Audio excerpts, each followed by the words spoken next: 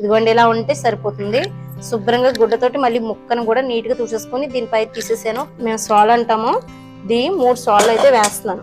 ఆవు పిండి కూడా 3 సాల్లు వేసుకుంటున్నాను. ఒక గుప్పుడు మెంతి పిండి, మెంతులు, ఎల్లుల్లిపాయలు, ఉప్పు వేస్తున్నాను చూడండి. మొత్తం ఇదంతా మిక్స్ చేసేస్తారన్నమాట. ఇందులో ముఖ్యమైనది నూనె అండి, అది మన ఫ్రీడమ్ ఆయిల్ అన్నమాట, వేరుశనగ నూనె.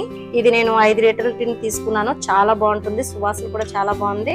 అంతేకాకుండా ఇది డబుల్ ఫిల్టర్ చేసి వస్తుంది. దీనికి హై స్మోకింగ్ పాయింట్ ఉంటుందండి, అందుకని వేపుళ్ళు అయ్యి మనం చక్కగా చేసుకోవచ్చు. అలాగే ఇది ట్రెడిషనల్ వంటలకు కూడా చాలా బాగా ఉపయోగించుకోవచ్చు అండి. ముందు నూనె కొద్దిగా వేసుకోవాలి. ఇదిగోండి ఇలా కలిపేసుకున్నాం. మనం పచ్చడిని ఇలా జాడీలోకి వేసేసుకోవాలి. ముందు నూనె పోసుకున్నాం కదా, ఇలా సరి చేసుకోవడమే. ఇలా మూత పెట్టేసి ఇలాగా కట్టేయడమే. ఇదిగోండి 3వ రోజుని పచ్చడి జాడి మూత తీసి చూస్తే ఇలా ఉందన్నమాట. అన్ని కరెక్ట్ గా సరిపోయినాయి, చాలా బాగా కుదిరింది.